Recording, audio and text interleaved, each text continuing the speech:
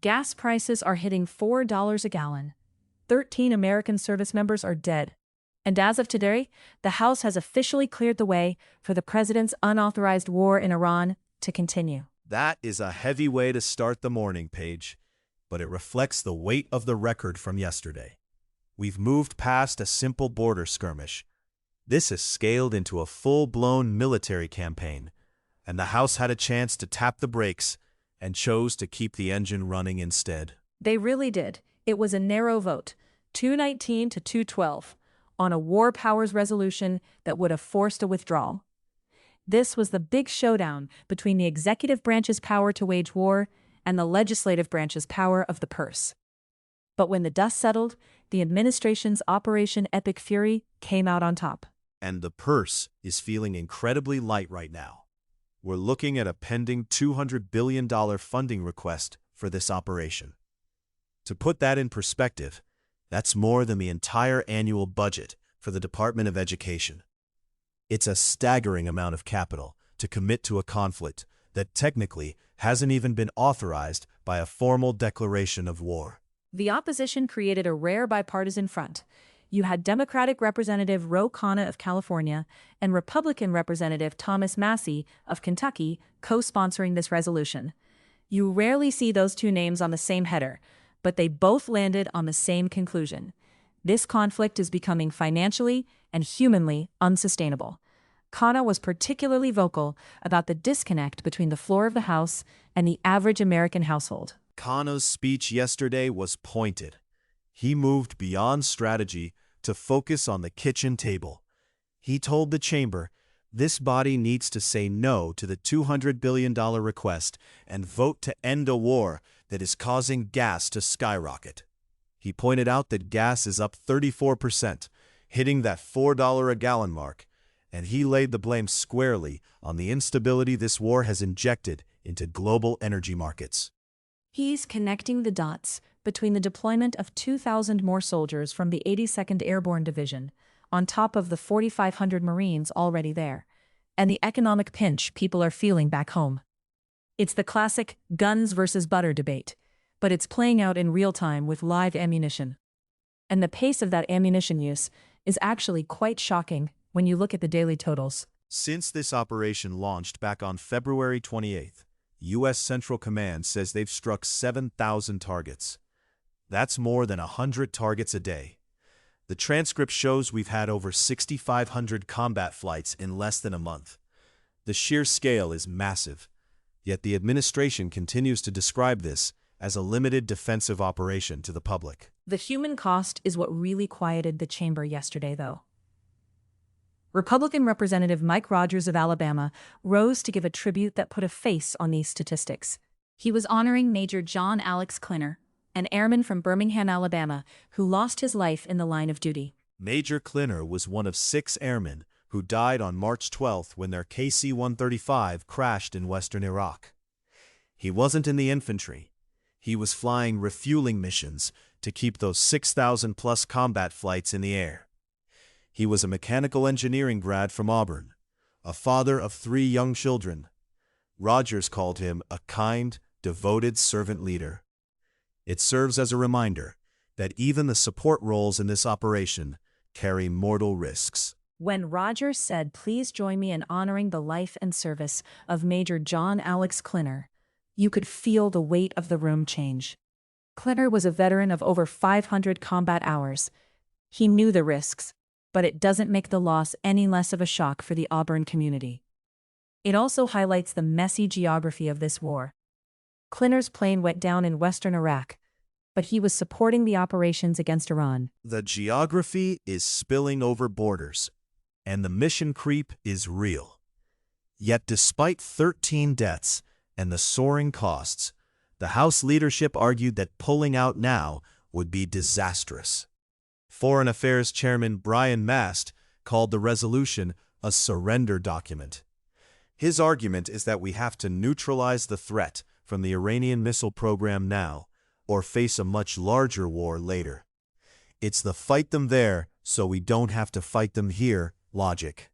One side says we're sleepwalking into a multi-year conflict, and the other says we're preventing one. But while they debate the grand strategy of the Middle East, the domestic government is struggling to function. We're witnessing a complete breakdown in basic operations while these billion-dollar war debates take center stage. You're talking about the Department of Homeland Security. We are now in week 6 of the DHS shutdown. 6 weeks. That started back on February 14th. It's a grim anniversary for the 80,000 employees, TSA agents, Coast Guard members, Border Patrol, who are currently working without a paycheck. The record from yesterday shows that the House is starting to feel the public's anger. It's shifting from a policy debate into pure damage control. The most visible sign of that is H.R. 8140. This is a bill introduced yesterday by Republican Representative John James of Michigan. It's a simple premise. If the government is shut down, members of Congress don't get paid either. That's a classic share the pain move. It usually pops up when a shutdown lasts longer than a few days. But the fact that it's being introduced now, 42 days in, suggests the phone calls to congressional offices have become unbearable. However, there's a constitutional catch there. The 27th Amendment says you can't change congressional pay until after an election. So even if this passes, it might be more of a symbolic gesture than a legal reality. Symbolic or not, it was part of a literal slate of bills, 27 public bills and 6 resolutions, introduced yesterday as the pressure valve finally popped. We saw H.R. 8135 from Democratic Representative Chris DeLuzio of Pennsylvania, which seeks to declare a national cost of living emergency. He's trying to give the government more leverage to tackle the inflation being exacerbated by the energy crisis we discussed earlier. And then you have H.R. 8154 from Democratic Representative Haley Stevens of Michigan. She's calling for a special prosecutor to investigate the Department of Homeland Security's actions since January 2025. That is a massive escalation. It suggests that the trust between Congress and DHS hasn't just frayed, it has completely evaporated. Usually a shutdown is just a budget fight, but this has morphed into an investigation into the department's very leadership. The Senate passed a bill that would have funded most of DHS, minus the controversial ICE and Border Patrol bits. But the House Republican leadership has held firm. They want the whole package or nothing.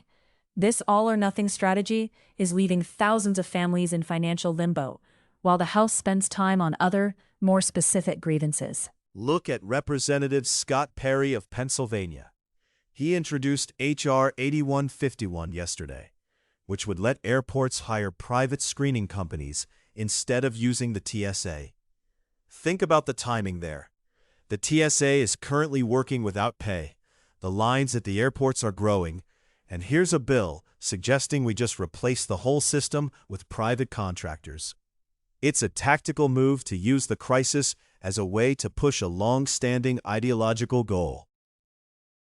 It's also interesting to see what else they're squeezing in during this chaos. Mrs. McLean Delaney, a Democrat from Illinois, introduced 4 different bills yesterday, just about rural broadband and telemedicine grants. It feels like while the big-ticket items, the war and the shutdown, are paralyzed, some members are trying to prove they can still do the basic work of the Agriculture Committee. But the contrast is hard to ignore. You have 80,000 people missing paychecks, and the House found time to pass a resolution recognizing the 205th anniversary of the War of Greek Independence. It's a nice sentiment, but if you're a Coast Guard member watching the floor yesterday, you're probably wondering why Greek history is getting a vote while your mortgage payment is in jeopardy. It's a bizarre juxtaposition of priorities, and it gets even more specific. The House did find time yesterday to pass a major trade bill to protect an Alabama quarry's property in Mexico. Property rights in the Yucatan are apparently a higher priority for a floor vote than paychecks for the people guarding our own shores. Let's look at that quarry, because the debate reveals a lot about how the House views international law right now. This is H.R. 7084, the Defending American Property Abroad Act. It sounds broad, but it's really about one company, Vulcan Materials, based in Birmingham, Alabama. Vulcan has been operating a limestone quarry and a deepwater port called Punta Venado in Mexico for nearly 40 years. In 2022, The Mexican government sent in the military to shut it down. They eventually declared it a naturally protected area, but the U.S. side sees it as a straight-up expropriation, a government takeover of private American property. The bill the House passed, 247 to 164, is a surgical trade strike. It gives the president the power to say to any shipping company, if you use that seized port in Mexico, your ships are banned from entering any port in the United States. It's a massive stick to swing at global shipping lanes. The rhetoric in the record for this one was intense. Republican Representative Mike Easel of Mississippi, a former sheriff, really leaned into his law enforcement background. He told the chamber, "Where I come from, when you take something that doesn't belong to you, that is stealing, and you have broken the law. If you break the law, there are consequences." He's framing an international trade dispute as a simple precinct theft.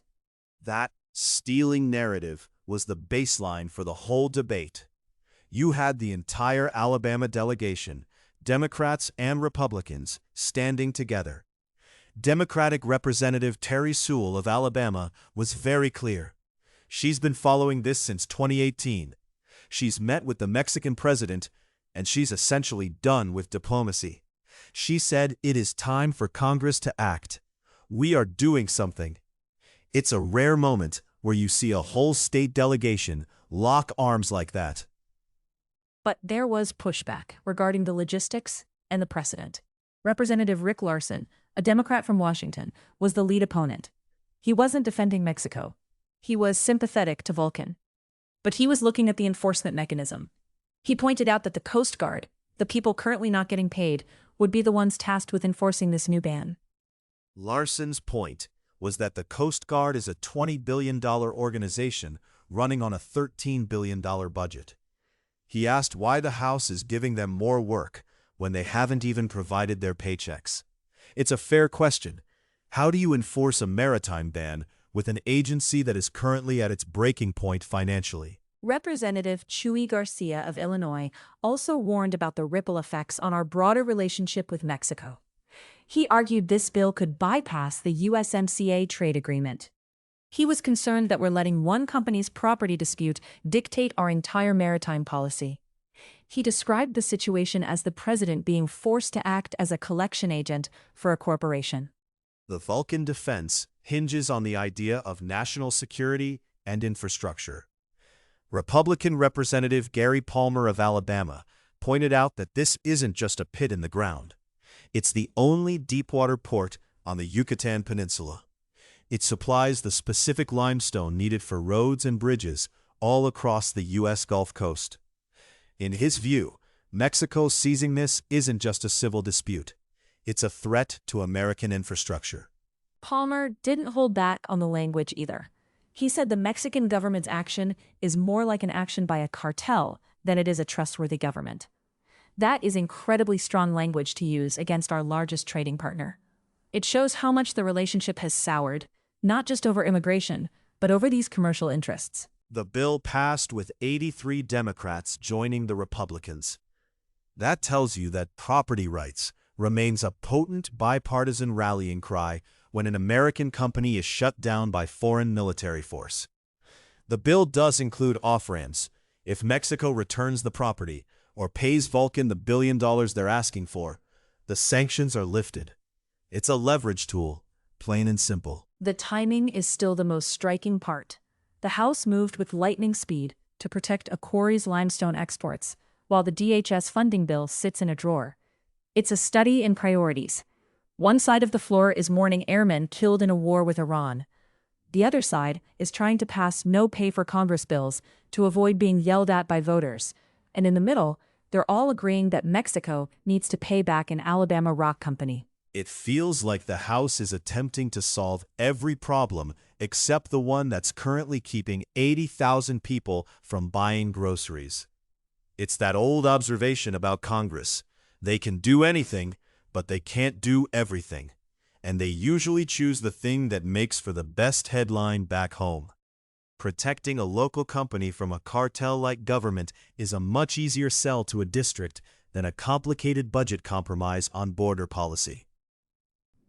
The record shows a body that is deeply divided on the massive issues, war and the national budget, but can still find these weirdly specific moments of unity when a company's property is on the line. It's a reminder that even in a shutdown, the gears of the House still turn. They just turn in very selective directions. The Iran resolution failed, but the funding request for $200 billion is still out there. The DHS shutdown is on day 42, with no end in sight. And the Mexico bill now heads to the Senate, where it will likely face a much more skeptical audience. It's a landscape of contradictions. We are spending billions on a war we haven't officially declared, while refusing to pay the people who secure our own borders. We are threatening our largest trading partner over a rock quarry, while our own internal infrastructure for trade, the TSA and Coast Guard, is being starved of resources. In a bit of legislative irony, while the House voted today to protect an Alabama quarry's property rights in Mexico, they still haven't found a way to pay the 260,000 DHS employees protecting our own borders right here at home. Limestone is apparently easier to agree on than payroll. We'll see if that changes before the next paycheck cycle, but it would be a risky bet. Fortunately, we don't need a floor vote to keep the lights on here. That's Floor Notes for today. Stay informed out there. We'll be back when the record gives us something new to dig into.